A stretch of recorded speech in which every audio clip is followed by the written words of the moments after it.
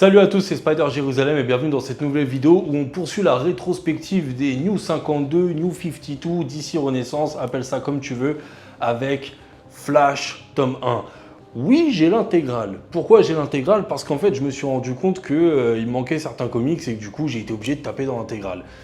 Et ça me fait chier parce que je déteste les intégrales. Alors, Flash tome 1 qui a été écrit par Brian Buccellato, j'espère que j'ai pas écorché le nom, est dessiné par Francis Manapoul, j'espère que j'ai pas écorché le nom non plus.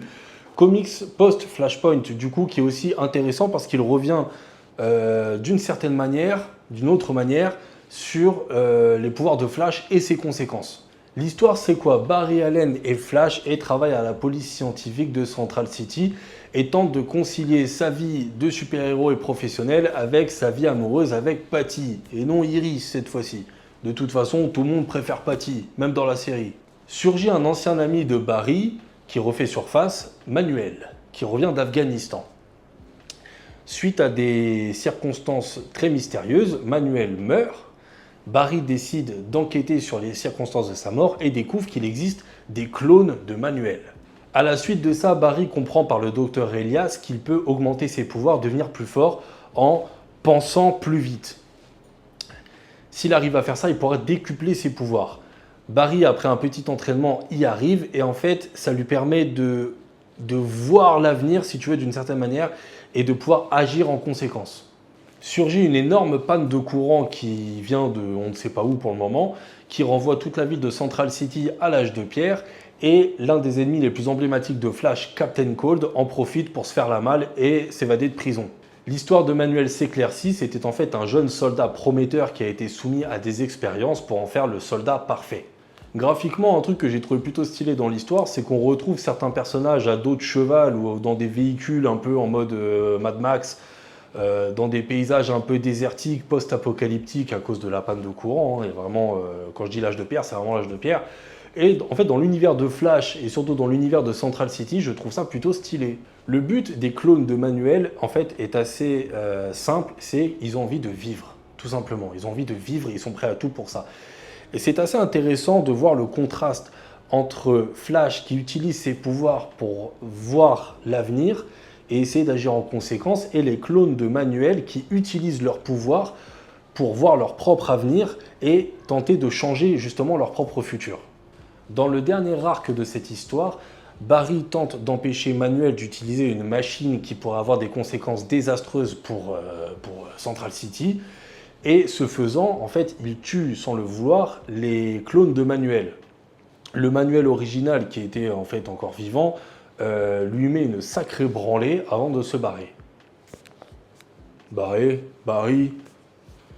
Le docteur Elias part dans des explications scientifiques un peu farfelues pour expliquer à Flash qu'il a foutu un peu le bordel en courant aussi vite. Et en fait, c'est assez drôle de noter que dans cette case, il lui parle de voyage dans le temps et Barry répond « Mais moi, c'est impossible pour moi de voyager dans le temps ».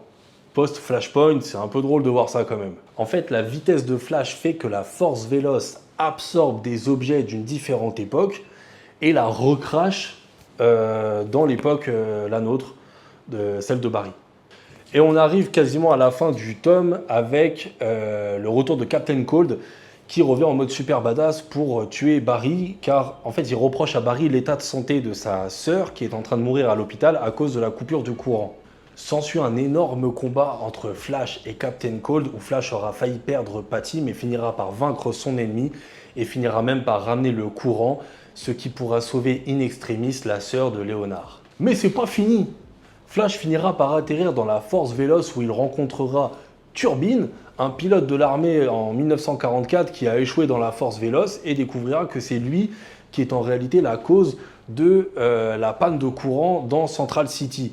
Les deux finiront par se battre en fait parce que Turbine va absolument rentrer chez lui et Flash comprend que c'est pas possible de cette manière-là. Le combat les fera atterrir en Afrique où ils arriveront pendant un combat de succession pour être le roi avec l'un de mes antagonistes d'ici préférés, Gorilla Grodd.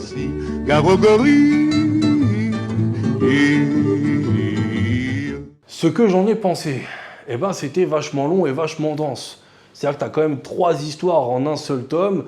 À un moment donné, il faut savoir s'arrêter. S'arrêter, Flash, Barry, c'était cadeau. c'était vachement dense. Et après l'histoire de Manuel, on a quand même le droit à celle de Captain Cold et de Turbine. Est-ce qu'on était obligé d'avoir tout ça dans le même tome? Malgré ça, c'était un comics plutôt cool et le dessin de Francis Manapoul y est pour beaucoup. C'était vachement dynamique et en plus de ça, j'avais trouvé une interview de lui où il disait que c'était important pour lui, en tout cas pour Flash, de faire absolument tout. C'est-à-dire qu'il fait le dessin, l'ancrage, les couleurs, absolument tout. Et il disait que c'était vraiment important pour lui en niveau personnel. Je suis néanmoins impatient de revoir le tome 2, de le relire et de le redécouvrir avec vous pour voir Flash contre Gorilla Grodd. Voilà, c'était ma petite vidéo sur Flash tome 1. J'espère que vous l'avez apprécié. N'hésitez pas à partager la vidéo, à vous abonner, à liker et à activer la cloche. Et nous, on va se retrouver pour le prochain tome des New 52, New 52, DC Renaissance, appelle ça comme tu veux, Supergirl, tome 1.